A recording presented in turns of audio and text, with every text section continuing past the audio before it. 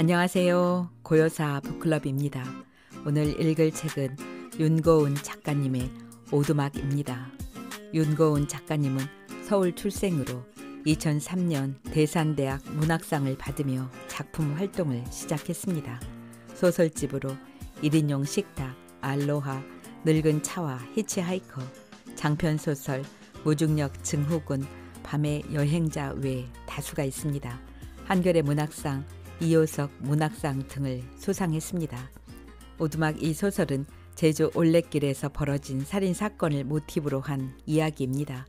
우연히 올레길의 오두막에서 우연히 살인사건을 목격한 주인공 도영과 K, 아무런 도움을 주지 못했다는 자책감에 시달리며 고통과 이별을 겪습니다.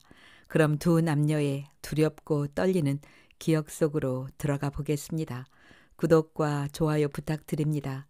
편안한 시간 되세요. 오두막, 윤고은. 제주 방언이 거세게 느껴지는 건 바람 때문이라고 그렇게 말해 주었던 건 K였다. 크고 거센 단어만이 제주의 많은 바람 속을 뚫고 지나갈 수 있었겠지. 그래서 점점 크고 강하게 말하게 된 거야. 말이 바람을 뚫고 지나가게 하려고, 입에서 귀까지 닿게 하려고.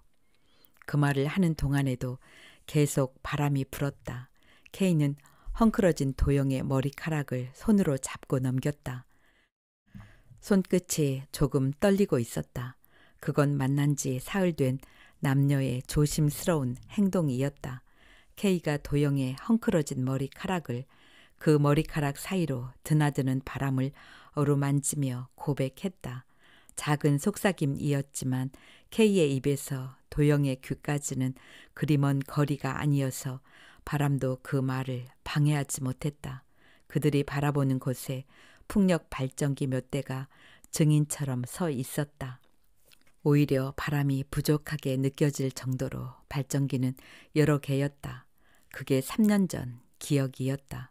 도영은 저만치 서 있는 풍력 발전소를 바라보았다. 지금 도영은 혼자였다. 짐도 그때만큼 많지 않았다. 손목 부근에서 한번 꼬아감은 카메라 하나, 몇 개의 렌즈와 소지품이 약간 들어있는 배낭 하나가 전부였다. 그러나 도영의 걸음은 가볍지 않았다.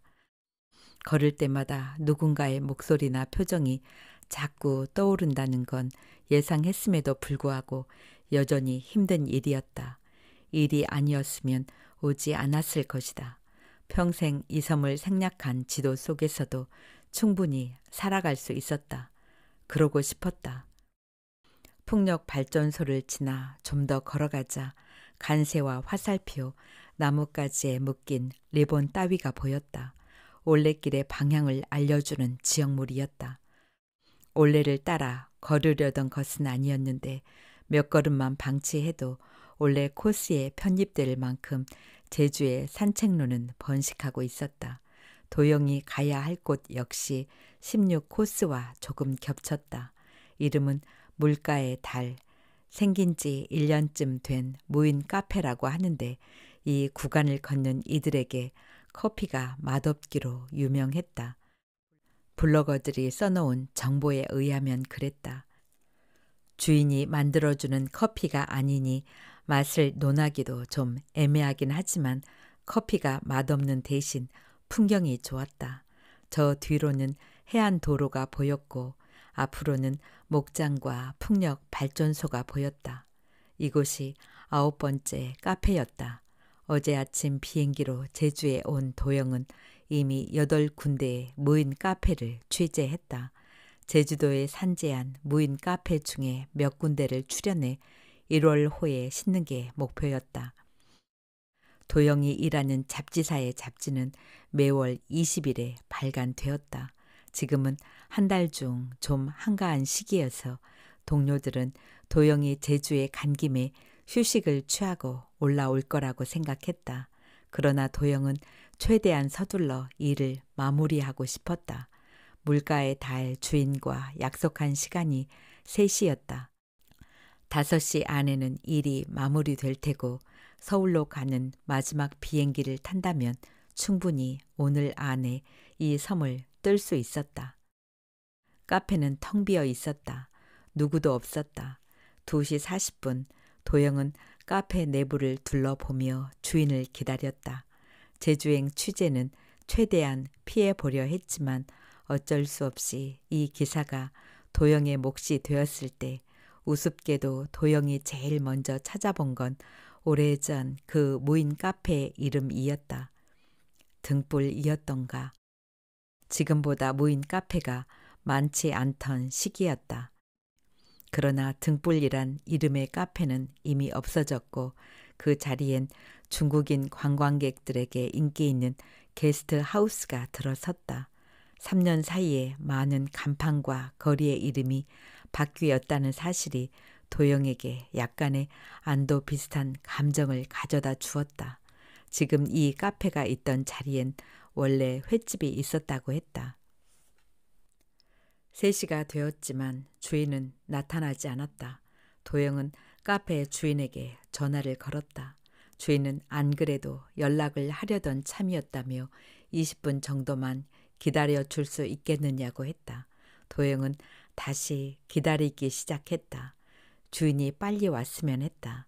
기다리는 게 지루해서가 아니라 무인 카페에 혼자 있는 것이 싫어서였다. 생각해 보니 이틀간 많은 무인 카페에 갔지만 어디서도 혼자였던 적은 없었다. 약속된 시간에 가서 주인을 만나 인터뷰를 하고 사진 촬영을 한 후 떠나면 되었던 것이다. 그러나 지금 도영은 방치되고 있었다. 제주도는 2번째였다. 3년 전 5월과 지금이 닮은 게 있다면 아무도 없는 무인 카페에 혼자 앉아 있다는 점이었다. 그때도 그랬다. 3년 전 늦봄 5월의 태양은 뜨거웠고 도영은 홀로 올레길을 걸었다. 적어도 3코스 이상은 걸어보자고 내려온 여행이었다. 카페 등불은 올레길 7코스의 어느 지점에 있었다. 바닷가 우체국을 지나서 2시간쯤 더 걸었을까. 무인 카페가 나타났다. 감귤차, 모과차, 코코아 커피. 도영은 배낭을 자리에 내려놓고 아이스 커피를 만들었다. 그때 한 남자가 카페로 들어왔고 그는 도영을 보고 이렇게 말했다. 아메리카노 한 잔이요. 남자는 창가 좌석에 앉아 몇 개의 스탬프가 찍힌 원래 패스포트를 들여다보고 있었다. 저기요. 도영이 남자를 부르자 그는 깜빡했다는 듯 이렇게 덧붙였다. 아, 차가운 걸로 주세요. 도영을 카페 주인 혹은 종업원으로 착각한 남자는 휴대전화로 카페 곳곳을 신나게 찍고 있었다. 도영은 남자가 주문한 아이스 아메리카노를 만들었다. 그리고 무인 계산함을 가리키며 말했다. 계산은 저기다 하시면 돼요. 내고 싶으신 만큼. 남자는 커피를 단숨에 마시고는 이렇게 말했다. 그런데 저 등 교체하시는 게 어때요? 저건 너무 구형이라 효율도 안 좋아요. 아, 제가 여기 주인이 아니에요. 그럼 사장님은 언제 오시죠? 도영은 웃었다. 남자는 뒤늦게야 도영 또한 손님이라는 것을 알았다. 그는 무인 카페의 의미도 이제야 알았다고 했다. 무안해진 남자는 도영의 컵까지 깨끗하게 씻어 놓았다. 그들이 떠날 때까지 그곳엔 다른 누구도 찾아오지 않았다. 세제 냄새가 채 가시지 않은 유리컵 2잔만 텅 빈 카페에 남아 조용히 말라갔다. 그 남자의 이름이 K였다. 그들은 원래 몇 구간을 함께 걸었다. 함께 걷는 건 상대의 보폭과 걷는 속도 말고도 많은 것들을 알게 했다. K는 태양광 산업을 연구하는 대학원생이었고 도영은 이직을 앞두고 있었다. 그들은 28 동갑내기였고 여행이 끝나면 김포행 비행기를 타야 했고 서로에게 호감이 있었다. 원래는 원래 대문 앞길을 가리키는 말이었다고 K가 말했다. 대문 앞에서 큰 길 사이라는 기준으로 보면 규격화된 코스 말고도 제주의 올레는 수두룩하다는 거였다. 그들은 규격화된 올레 코스를 벗어나 발길 닿는 대로 걷기로 했다. 함께 걸은 지 일주일 되던 밤, 제주에서 보내는 마지막 밤, 그들은 아주 작은 나무로 만들어진 오두막집을 발견했다. 말들을 방목하는 목장 부근에 있던 곳이었다. 달빛이 크게 들어오는 창 말고는 어떤 조명도 없던 오두막. 내부는 무척 좁았지만 미닫이 문도 달려 있었고 낡은 소파도 있었다. 말들도 모두 돌아가 잠든 밤, 그들에게 그 오두막은 최적의 지붕이었다. 내부를 엿보는 건 오두막의 나무 패널 틈으로 보이는 밤 하늘뿐. 그들은 거기서 서로의 맨살을 처음 끌어안았다. 그러다 이렇게 속삭이기도 했다. 왜 이 오두막이 여기 있는 걸까? 우리 같은 사람들을 위해서? 왜 그 오두막이 하필 거기 있었을까? 도영은 양 손을 눈두덩이에 올리고 눈을 꾹 눌렀다. 암전을 만드는 것이다. 이렇게 암전을 만드는 것만이 늪 같은 기억에서 헤어나지 못하더라도 조금은 비껴날 수 있는 방법이었다. 3년 전 그 일 이후 정신과 상담의가 이 방법을 권해줬을 때 도영은 어떤 기대도 하지 않았지만 이 방법은 반복할수록 어떤 믿음을 키워내서 유용했다. 생각이 자꾸 어느 지점으로 가려고 할 때 완벽하게 무언가를 차단할 수 있다는 믿음으로 양손을 감은 눈 두덩 위에 올리면 정말 아주 조금 생각이 통제되는 듯한 기분을 느낄 수 있었다. 살기 위해서 그렇게 인위적인 휴지기가 종종 필요했다. 정확한 진단에 의한 처방이 아닌데도 효과를 볼 수 있다는 게 도영으로서는 신기했다. 그녀는 주기적으로 정신과 상담을 받았지만 사실을 털어놓은 적은 없었다. 도영이 하는 이야기는 모두 그녀의 머릿속에서 1차적으로 가공 처리된 후의 것들이었다. 트럭이 걸어가던 여자를 깔아뭉갰어요. 여자가 비명을 질렀고 나를 쳐다본 것 같아요. 트럭이 이쪽으로 돌진할 것만 같아서 난 한 걸음도 움직이지 못했어요. 지금도 그 생각만 하면 토할 것 같아요. 도영이 한동안 이 의사를 주기적으로 만난 건 그것이 거짓말이라는 걸 알고도 내색하지 않아서였다. 오히려 다른 질문을 던져 도영이 계속 거짓말을 확대하도록 만들었다. 그렇게 거짓 교통사고에 대해 묘사하다 보면 자신이 제주 오두막에서 목격한 게 정말 교통사고인 것만 같은 기분이 들기도 했다. 어느 날에는 정말 자신이 본 게 뭔지 떠올리려 해도 교통사고 말고 다른 것이 보이지 않았다. 모자이크 처리된 화면을 보는 것처럼 흐릿했다. 의사는 커다란 상자를 책상 위에 올려놓고 그 안에 뭐가 들어있는지 보라고 했다. 그 안에 들어있는 걸 자신에게 말해 달라는 거였다. 도영은 상자 뚜껑을 열었다. 거짓말을 지속할 생각은 없었다. 상자 안에는 좀 더 작은 상자가 들어있을 뿐이었고 도영에게도 그렇게 보였다. 그러나 상자 뚜껑을 다시 닫을 때 손이 심하게 떨렸다. 결국 뚜껑은 상자 위로 올라가지 못하고 바닥으로 떨어졌다. 마지막 상담 때 도영은 의사에게 말했다. 사실 교통사고를 목격한 게 아니었다고. 그렇지만 거짓말도 아니었다고. 그건 정말 교통사고 같았어요. 앞에 놓인 길들이 모두 한 곳에서 부딪힌 것처럼. 그때 의사가 도영에게 말해준 것이 인위적으로 암전을 만드는 방법이었다. 도영은 눈을 감았다 떴다. 금방이라도 비가 내릴 것처럼 사위가 어둑했는데 카페 내부는 정전이라도 된 듯 불이 들어오지 않았다. 스위치는 어느 쪽으로 눌러도 먹통이었다. 주인은 20분이 지나도 오지 않았다. 전화기 속에서 카페 주인은 우는 소리를 냈다. 접촉 사고가 났는데 최대한 일찍 마무리할 테니 아주 조금만 더 기다려 달라는 거였다. 도영은 알겠다고 말했지만 전화기 속의 여자가 아기를 품은 것처럼 느껴졌다. 전화 속의 접촉 사고가 어떤 형태인지는 몰라도 그것은 지금 여기에 또 다른 추돌 사고를 만들어냈던 것이다. 도영이 창밖을 응시했을 때 몇 줄기의 길이 삼중 추돌 사고처럼 부딪혔다. 그 지점에 그가 있었다.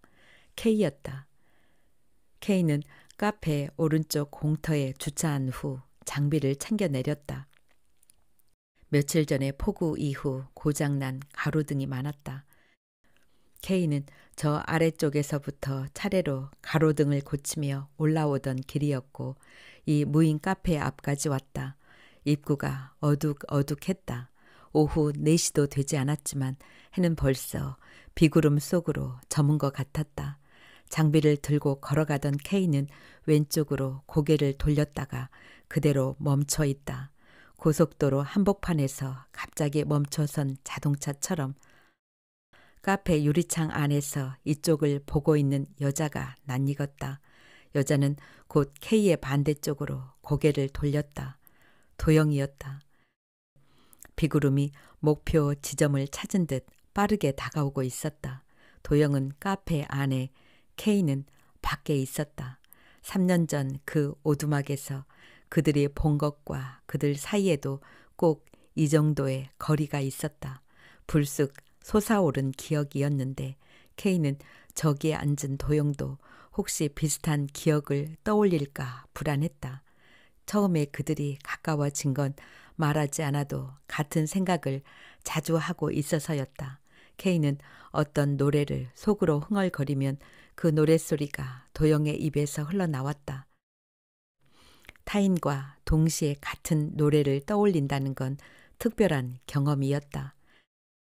K가 어떤 영화에 대해 이야기하면 도영은 놀라며 자신도 방금 그 영화를 생각했다고 말했다.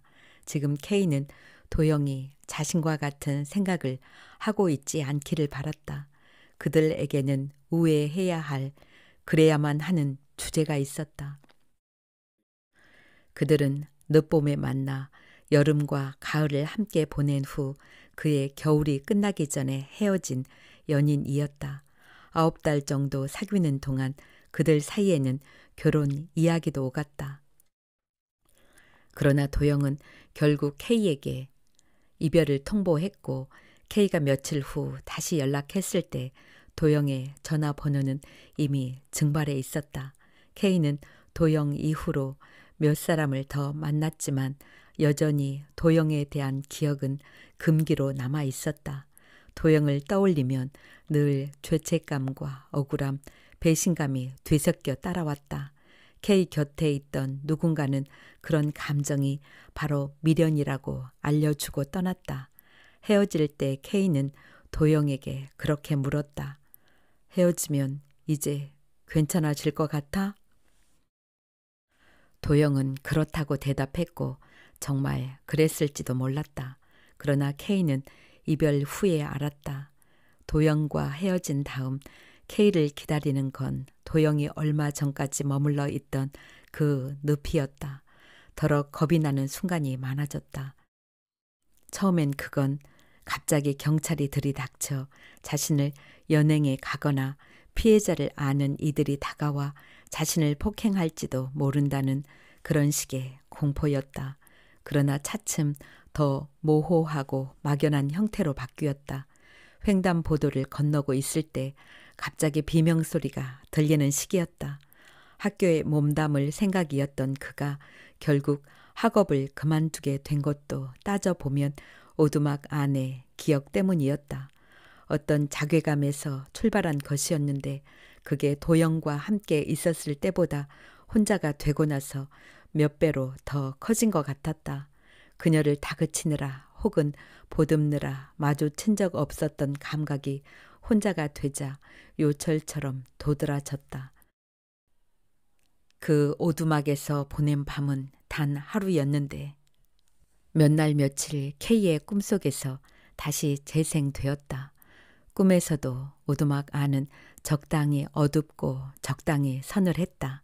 그리고 그들이 내뱉은 열기로 축축했다. 창은 크기가 작아도 보일 것은 다 보였다. 오두막 근처에는 다양한 색의 꽃들이 피어 있었고 그건 화사하게 불을 밝힌 전구나 크리스마스 트리의 장식처럼 보이기도 했다. 바람인지 파도인지 거세게 들리는 소리에도 리듬이 있었다. 예기치 않은 하룻밤에 휴대전화 배터리는 나란히 방전되었지만 그들에겐 그런 건 상관없었다. 밤은 멈춰 있는 것 같아도 저 하늘을 가만히 보고 있으면 뭔가가 움직인다는 것을, 흘러간다는 것을 알 수 있었다. 그들은 조금만 더 버티다가 일출을 보러 갈 예정이었다. 바다가 멀지 않은 곳에 있었다. 오두막 문이 다시 열리는 소리가 짐승의 울음소리처럼 날카롭게 들릴 만큼 사방은 고요했다. 그러나 밤에 열기가 채 식기도 전에 그들이 오두막을 완전히 벗어나기도 전에 비명 소리가 들렸다. 어디선가 짧게 우는 비명. 그건 바람이나 짐승의 소리가 아니었다. 머지않아 또 짧은 비명이 들렸다. 그건 사람의 말이었다. 분명 제주 바람을 뚫고 들리는 그 목소리는 살려주세요 였다. 오두막 안에서 그들은 그 소리를 들었다.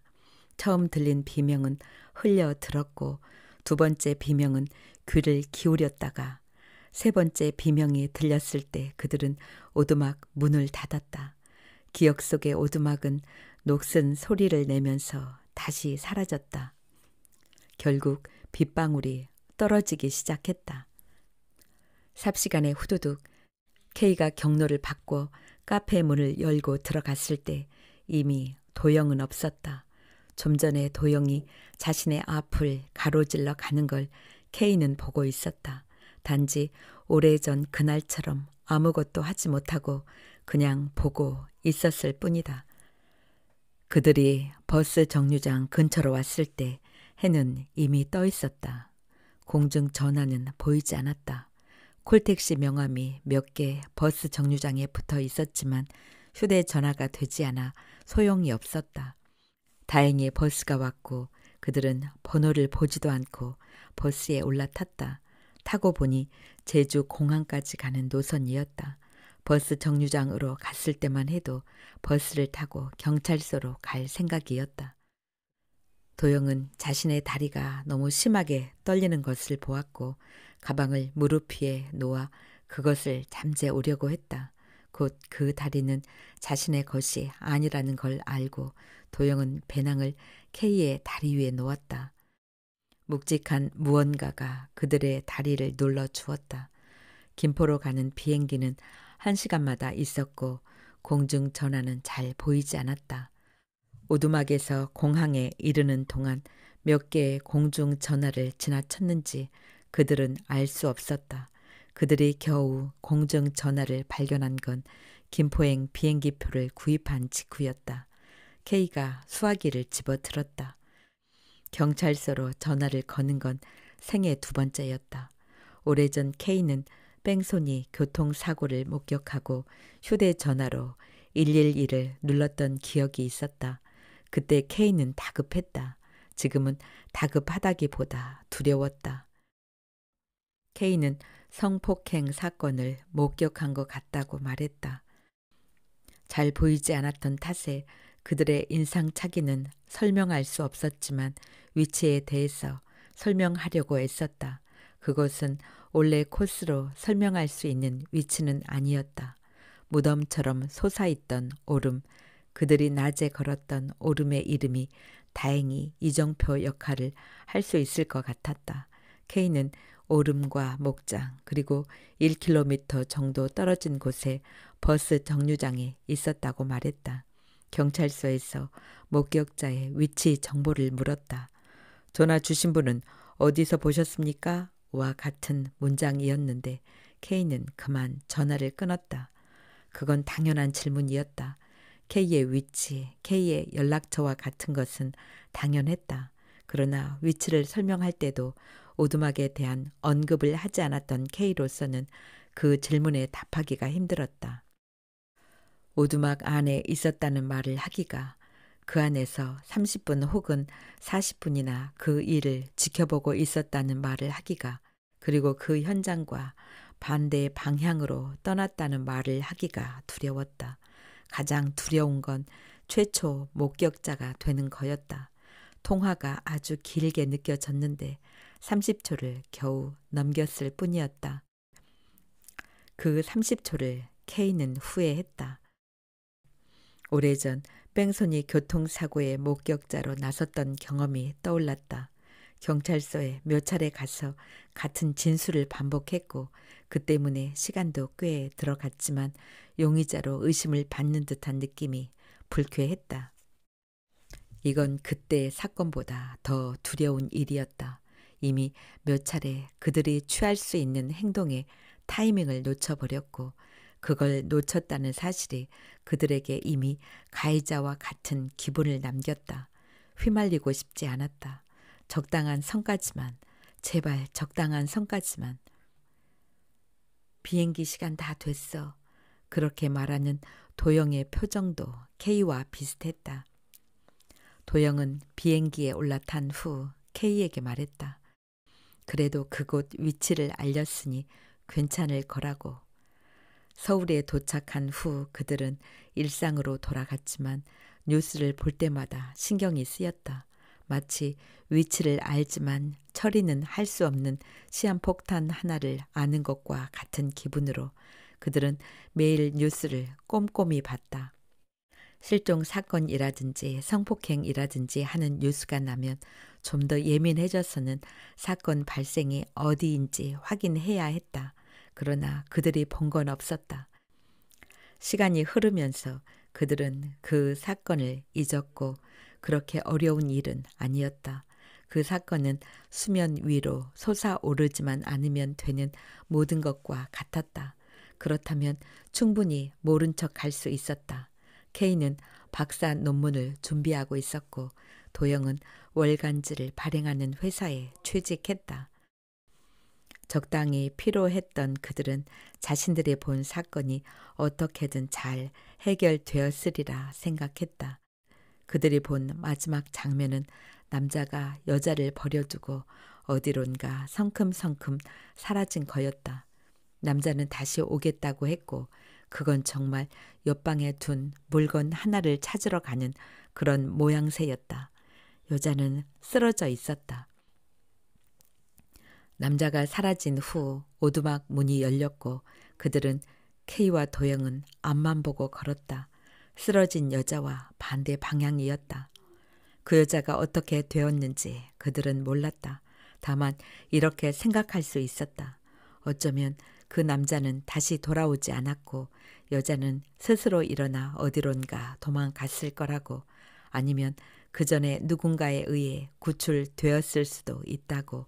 그러나 그 여자를 도울 수 있었던 가장 가까운 위치에 있던 사람이 그들 자신이라는 데까지 생각이 미치면 차라리 자신들이 본 것이 너무 무거워 수면 위로 영영 떠오르지 못하는 시체이길 바라는 상태가 되었다. 어쨌거나 그 봄 제주의 비명에 대해서는 누구도 이야기하지 않았다. 뉴스는 물론이고 K와 도영조차도 서로 그 이야기를 하지 않아서 정말 없었던 일인 것도 같았다. 가을이 되자 그들은 그 봄에 목격한 사건을 악몽 정도로 생각하게 되었다. 그들이 그 사건을 다 잊었다고 생각했을 즈음 뉴스가 찾아왔다. 갈빗집에서 유연하게 흔들리는 환풍구를 얼굴과 얼굴 사이에 길게 늘어뜨리고 있을 때였다. 그날은 중요한 축구 경기가 있었다. 대형 스크린에서 스포츠 뉴스 이전에 짧은 사건 사고들이 나오고 있었다. 고깃집 안은 붉은 티셔츠를 입은 사람들로 가득했고 그들 모두가 증인석에 앉은 이들 같았다. 한껏 키워놓은 볼륨으로 한껏 확대한 화면에서 4달 전에 살인 사건이 흘러나왔다. 뉴스 이전까지 그들은 자신들이 본 무언가에 대해 편한 쪽으로 생각할 수 있었다. 서로 그 사건에 관한 이야기를 주고받지는 않았지만 암묵적으로 그들은 좋은 결말에 동의했다. 그러나 뉴스 이후 그들은 자신들의 본 일이 어떤 결과를 낳았는지 확인하게 되었다. 여자는 결국 죽었다. 20살이었다. 범인은 이른 새벽에 혼자 걷던 여자를 강간했고 한 차례 칼로 찔렀다. 암매장했던 여자의 시체가 4달이 지나서 발견된 건 범인의 자백 때문이었다. 죽은 여자는 가족이 없었다. 여자가 실종된 걸 알린 건 여자가 아르바이트 하던 가게의 주인뿐이었는데 주인 역시 여자가 제주에 간 줄은 몰랐다고 했다. 인적이 드문 시간대, 인적이 드문 지역이어서 목격자도 없었다고 했다. 뒤늦은 범인의 자수가 아니었다면 여자의 공백을 누구도 알아채지 못했을 것이다. 범인은 고개를 푹 숙이고 말했다. 어둡고 아무도 없어서 처음부터 칼로 찌를 생각은 없었다고 했다. 겁만 주려고 했는데 우발적으로 찌른 것이라고 계속 후회했다고. 먼저 그 자리를 박차고 나간 건 도영이었다. 도영은 화장실로 뛰어갔고 화장실을 찾기도 전에 대로변의 하수구에 토했다. 조금 전까지 밀어넣은 음식물들을 두서없이 개워냈다. 자루를 거꾸로 들고 탈탈 털어 절도 물품들을 모두 쏟아버리듯 속을 비웠다. 자리에 남은 K는 뉴스를 통해 그 오두막을 봤다. 오두막의 주인공은 아니었고 그건 단지 멀찌감치 잡힌 구조물에 불과했지만 K의 눈엔 그것만 보였다. 그들은 그날 거기에 있었다. 그 사건이 벌어지던 새벽 그들은 오두막 안에 있었다. 아무도 없었다는 범인의 말은 고의는 아니었겠지만 거짓이었다. 그들은 거기 있었다. 오두막에서 그 사건이 일어난 지점까지의 거리가 얼마였는지는 생각할 때마다 달라졌다. 기억 속에서 점점 멀어지고 있었지만 화면 속의 오두막은 사건이 벌어진 지점과 그리 멀지 않았다. 어쩌면 죽은 여자는 오두막 문이 반쯤 열리다가 다시 닫힌 것을 봤을지도 모른다. 그 여자와 눈이 마주쳤던 것도 같았다. 그들이 목격한 지점이 어디까지였는지 떠올려 보려 했지만 모호했다. 비명 이후 그들은 오두막 안에서 비명이 들리는 쪽을 쳐다보았다. 도망가려는 여자를 한 남자가 잡고 바닥으로 함께 미끄러졌다. 남자가 여자에게 뭐라고 말을 거는 것 같더니 곧 칼을 꺼내 들었다. 여자를 찌르는 걸 본 것도 같았다. 그러나 뉴스에서 범인이 자백한 내용에 따르면 여자를 찌른 건 다른 장소로 이동해서라고 했다. 처음엔 칼을 들고 있지 않았다고. 오두막 안에 그들은 서둘러 휴대전화를 찾아 들었지만 그건 이미 한참 전에 방전된 상태였다. 여자가 살려달라고 비명을 질렀다. 달빛이 들어오던 좁은 구멍에서 비명이 들려오고 있었다. 남자가 여자를 때리는 듯 했다. 도영과 K는 어둠 속에서 서로의 눈만 쳐다보았다. K는 문고리를 잡았다. 오두막의 미닫이 문은 방금 그들이 닫고 들어왔는데도 다시 열리지 않았다. 덜컹덜컹 소리를 낼 뿐 걸쇠에 걸린 듯 열리지 않았다. 고개를 돌려 본 곳에서 어둠 속의 여자는 더 이상 비명을 지르지 않고 멍하니 어딘가를 응시했는데 그 끝에 막 사랑을 시작한 두 남녀, 그러니까 K와 도영이 있었다. 저만치 툭 떨어져 있는 작은 오두막에 대해 범인은 신경 쓰지 않았다. 그 오두막이 엄청난 공포로 떨리고 있다는 것을 범인은 인지하지 못했다. 그는 이곳에 누구도 없다는데 조금도 의심을 품지 않았다. 남자는 말했다. 곧 돌아올 테니 여기 그대로 있어. 어차피 여긴 아무도 없어. 그 말은 그들에게 그렇게 들렸다. 이곳에 누구도 없어야만 해. 누가 있다고 해도 내가 금세 손볼 수 있어. 결과적으로 누구도 없는 것이 될 거야. 남자는 쓰러진 여자를 두고 어딘가로 사라졌다. 주변은 다시 고요해졌다.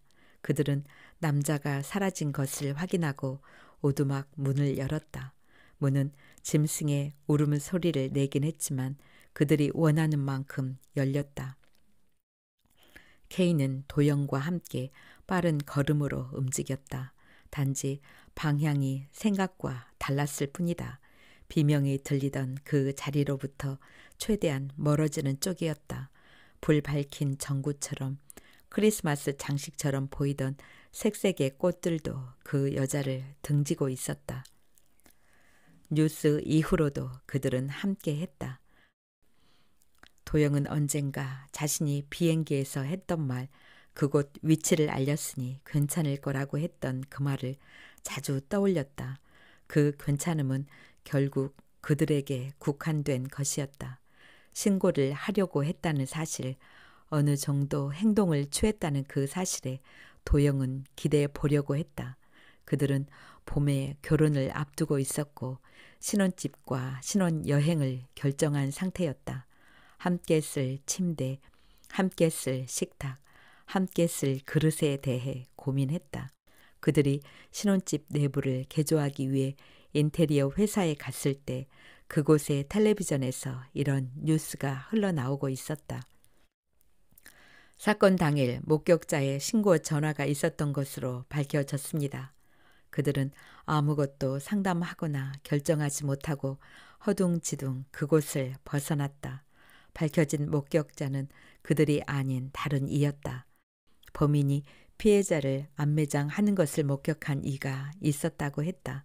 그들은 그날 이후 알게 됐다. 그들이 함께 해야 하는 것 중에 가장 큰 것이 죄책감일지도 모른다는 것. 그들은 헤어졌다. 그리고 이런 식의 재회에 대해서는 상상해 본 적이 없었다. 케이가 도영을 다시 봤을 때 그녀는 젖은 땅 위에서 토하고 있었다. 도영과 헤어지기 직전까지 자주 맡았던 냄새, 나중에는 도영을 떠올리기만 해도 그 토사물 냄새가 났다. 케이는 가방 속에 있던 버프를 도영에게 내밀었다. 도영은 힘없이 그것을 받아 구토의 흔적을 입가에서 지웠다. 그리고 말했다. 어디가? 어디로 가라는 주문인지 아니면 어디로 가냐는 질문인지 모호해서 케이는 이렇게 대답했다. 나 여기 살아. 제주도로 아예 내려왔어. 난 일 때문에 왔어. 무인 카페를 취재하러 갔는데 카페 주인이 교통사고가 났대. 오늘은 못 볼 것 같아서 다시 약속을 잡아야 해. 내일 오전에 통화하기로 했어. 말을 하면서 도영은 짧게 대답하는 것보다 쉬지 않고 길게 말하는 게 차라리 더 쉽다는 사실을 새삼 깨닫고 있었다. 두 사람은 나란히 걷기 시작했다. 이 길이 다른 갈래와 마주칠 때까지 나란히 걸을 수밖에 없었다. 길 때문만은 아닐 수도 있었다. 카페에서 무작정 걸어 나왔지만 도영이 멀리 가지 못한 건 찢어진 리본, 넘어진 간새, 그리고 엉뚱한 방향을 가리키는 화살표 때문이었다. 도영이 엉망이 된 올레 이정표들을 보며 말했다. 여긴 길이 아니야. 누가 장난을 쳤나 봐. 케이는 비바람 때문일 거라고 대꾸했다. 비는 살짝 그쳤지만 해는 이미 떨어졌다. 어두운 길을 케이와 나란히 걷는 것이 도영에게는 불편한 일이었지만 어쩔 수 없었다. 해는 완전히 떨어졌는데 카페는 한참 걸어도 나타나지 않았다. 방향을 가늠할 수가 없었다. 도영은 케이도 길을 잃은 것인지 아니면 일부러 돌아가는 것인지 의심스러웠다. 그들은 그냥 발이 닿는 대로 걷고 있는 셈이었다. 언젠가 그랬던 것처럼. 도영은 가방에서 손전등을 꺼냈다. 언제부터인가 손전등을 갖고 다녔던 그녀였다. 손전등 불빛이 그들의 발 앞을 비췄다. 숙소가 어디냐고 묻는 케이에게 도영은 거짓말을 했다. 근처에 있어. 시내로 가면 비즈니스 호텔 같은 거라도 있겠지. 최대한 공항 근처에 있는 숙소였으면 했다. 카페에 주차했어. 거기 도착하면 태워다 줄게. 숙소까지. 그래.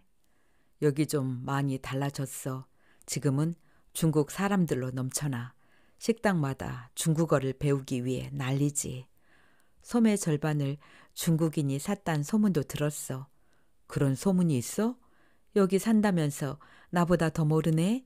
그들은 그렇게 적당히 지나칠 수 있었다. 그날의 일을 건드리지 않고도 적당히 안부를 주고받으며 그 기억을 통과할 수 있었다. 그러나 밤은 점점 더 깊은 농도의 어둠 속으로 그들을 빨아들이고 있었다. 비 때문에 길은 질척거렸고 바람은 하늘의 별조차 한쪽으로 쓸어버렸다. 모든 빛이 몰살당한 것 같은 밤. 그 막막함은 오래전 그 기억을 떠올리게 했다. 그들은 저기 어딘가에 쓰러져 있을 여자에게 가까이 다가갈 엄두를 내지 못하고 너무 많이 맞아서 죽었을지 살았을지도 모르는 그 여자를 뒤로 한 채 바다를 향해 걷지 않았던가. 바다는 결국 나타났고 그 바다 앞에 버스도 멈춰 섰지만 그들이 바다나 버스를 향해 걸었던 건 아니었다. 최대한 그곳에서 멀리 떨어진 곳으로 가고 싶었던 것이다. 간새 한 마리가 휘청거리며 옆으로 쓰러졌다. 제주의 모든 바람이 이 길 위로 몰려드는 것 같았다. 도영은 걸음마다 돌을 내려놓듯 힘을 실어보려고 했다. 그러지 않으면 다 헝클어질 것만 같았다. 저기 넘어져 있는 간새를 들여다보면 그 제주 조랑말의 몸체에는 목표 지점까지의 거리가 적혀 있을 테지만 그 목표 지점이 어디일지조차 도영은 의문스러웠다. 아무리 걸어도 결국 그 오두막에서 시작된 기록뿐인 것 같았다.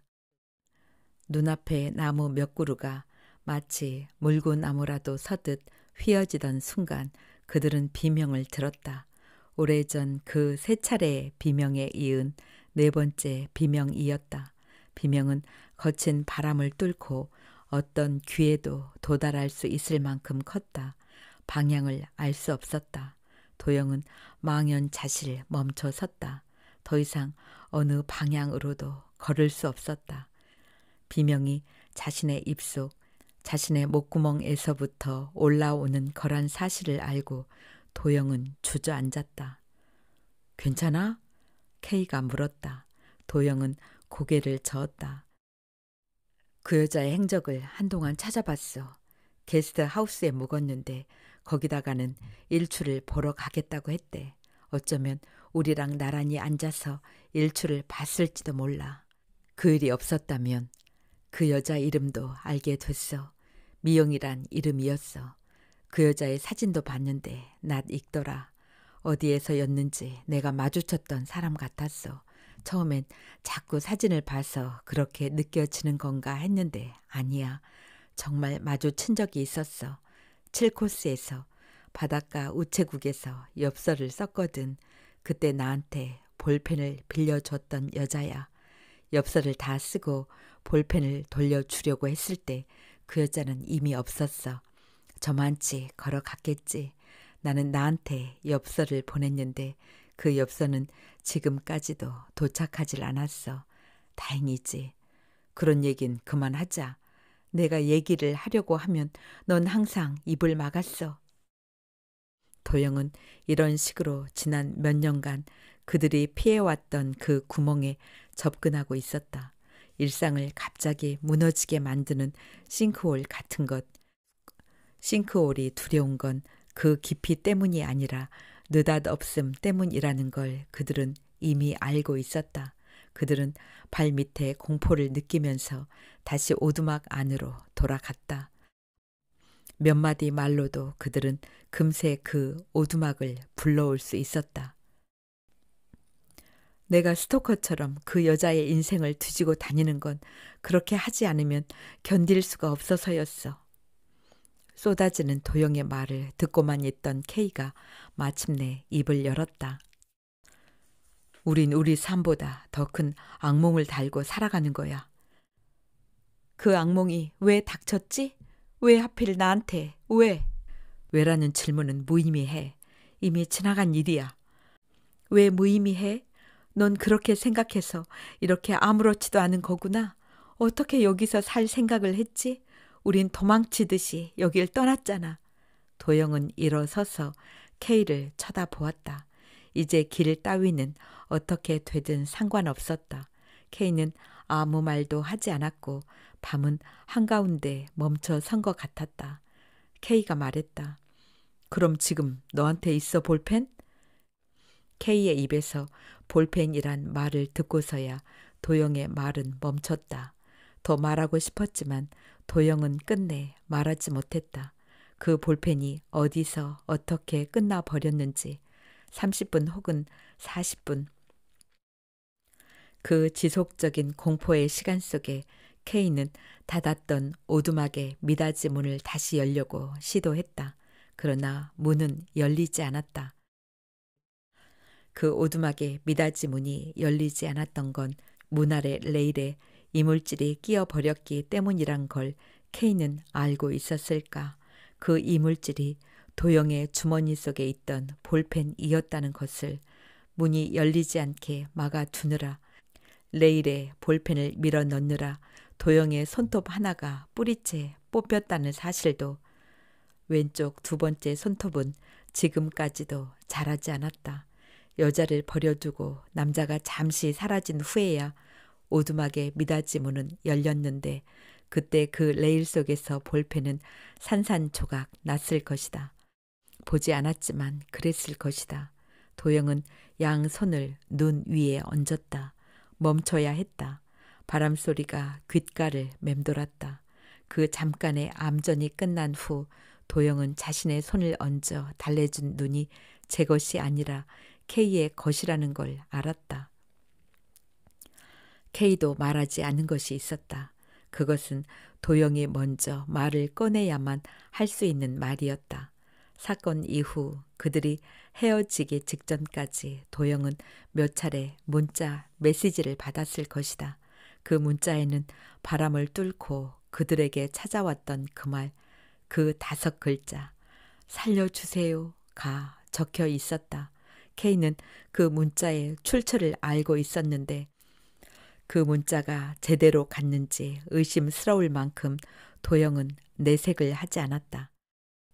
발신인은 없고 수신인은 분명한 문자는 몇 차례 그녀에게로 날아가다가 어느 순간 멈췄다. 그들이 헤어지고서 도영의 휴대번호 전화가 바뀌자 더 이상 그 문자는 날아갈 곳을 잃었다. K가 힘들었던 건 이젠 아무리 미칠 것 같은 날이 있어도 누구에게도 이런 말을 할 수 없다는 점 때문일지도 몰랐다. K는 속으로 중얼거렸다. 나도 왜 그런 문자를 보냈는지 설명할 수가 없어. 왜 제일 사랑하던 사람에게 너에게 그런 문자를 보냈는지 아마 내가 내게 물어봐 주기를 기다렸나 봐. 그랬다면 이렇게 말하고 싶었어. 정말 그 기억으로부터 좀 살려달라고. 어쩌면 도영은 알고 있었을지도 모른다고 K는 생각했다. 그들은 공통적으로 많은 생각을 함께 하니까 K는 오래전부터 볼펜 한 자루가 그 문에 레일 위에 걸려 있었던 걸 알았다. 오두막을 떠날 때 볼펜이 레일 위에서 몇 조각으로 부서지는 소리를 들은 것도 그만큼 문을 열 수 있었던 것도 거기서 도영의 손톱 하나를 주운 것도 K였다. 너도 내가 문자에 발신인이라는 걸 알고 있었니? K는 묻고 싶었다. 그러나 끝내 마지막 말은 털어놓지 않았다. 이미 벌어진 것들로도 충분했다. 길은 고문하듯 길고 지루하고 가늠하기 어렵게 이어졌다. 좀 이상한 건 이런 거였다. 도영은 그날의 기억을 건드리면 더 걸을 수 없을 거라고 생각했다. 그러나 길도 그들도 어느 쪽도 먼저 포기를 선언하지 않아서 길은 계속 이어졌다. 도영과 K는 서로에게 죄책감을 불러일으키는 상대이기도 했지만 그 일을 털어놓을 수 있는 유일한 사람이기도 했다. 총총 박혀 있는 것은 밤별이 아니라 가로등이었다. 몇 미터 간격으로 세워진 가로등이 저 앞에서부터 그 뒤로 쭉 이어지고 있었다. 낮 동안 태양열을 흡수했다가 밤에 내뿜는 태양광 가로등이었다. 도영은 한때 K가 태양열 에너지에 대해 열정적으로 설명했던 걸 떠올렸다. K는 제주에 온 이후로 태양열 가로등을 인적 드문 곳에 촘촘히 심는 일을 하고 있다고 했다. 뜻맞는 사람들이 힘을 모아 세우고 있다고. 좀 전에 걸어온 길에도 쭉 심을 생각이야. 이걸 세워두면 밤에도 환할 수 있어. 에너지도 안 들고. 친환경적이지 라고 덧붙이려다가 K는 입을 다물었다. 밤에도 환할 수 있어 란 말은 원래 K의 대사는 아니었다. 그건 도영 때문에 K가 배워버린 대사였다.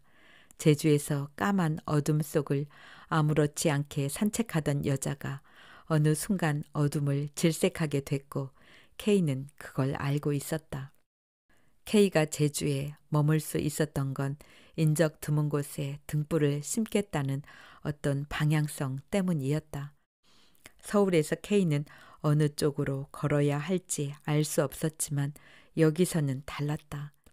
K는 이 가로등이 어둠을 밝히는 것 외에도 다른 일들을 할 수 있을 거라고 생각했다. 충전된 햇빛으로 휴대전화 충전이나 위험할 때 위치 신고를 가능하게 하는 방법도 있었다. 무엇보다도 K에게 그것은 나침반이 되어 주었다. 어떤 쪽으로 걸어가야 할지 결국 그 자리로 돌아와서야 K는 알 수 있었던 것이다. 도영은 가로등을 쳐다보았다. 거기 모인 햇빛을 한참 쳐다보았다. 주변이 어두워서 더 밝게 보이는 것 같았다. 가로등의 행렬 끝으로 오후에 갔던 무인 카페 건물이 보였다. 도영이 그걸 한참 바라보다 말했다. 꼭 광각 렌즈로 찍은 것 같네. 저 카페 말이야. 약간 일그러진 거 보여? 도영이 가리키는 쪽을 K가 바라보았다. 카페 건물에서 크게 달라진 점을 K는 느끼지 못했지만 이렇게 대답했다. 바람이 많이 불어서 그럴 거야. 도영은 여전히 그 건물을 바라보고 있었다. 땅 위에 직각 형태로 세워져 있던 기둥들이 사선으로 기울어져 있지 않은가. 네모 반듯하던 건물이 마름모 꼴이 되어 있었다. 그러고 보니 위치도 조금 달라진 것 같았다. 분명히 낮에 이곳으로 올 때는 저 건물이 좀 더 해안 가까이 있었던 것 같은데 지금은 좀 더 안쪽에 있는 것처럼 보였다. K의 눈엔 아무것도 보이지 않았지만 도영이 바라보는 방향으로 계속 걸어가면 풍력 발전소가 나온다는 사실을 알고 있었다. 오래전 그들이 고백했던 그 풍력 발전소는 아니었고 최근에 새로 생긴 곳이었다. K는 도영의 말을 연료 삼아 어떤 장면을 상상했다. 바람이 오래전 그 오두막을 아주 조금씩 밀어내는 장면을. 네모 반듯한 오두막이 마름모 꼴이 되면서 힘겹게 자리를 이동하면 오두막이 있던 자리에 햇빛이 가볍게 내려앉는 장면을. 저 너머에 풍력 발전기 몇 대가 증인처럼 서 있었다. 바람이 부족하게 느껴질 정도로 발전기는 여러 개였다. 무인 카페의 문은 열려 있었다.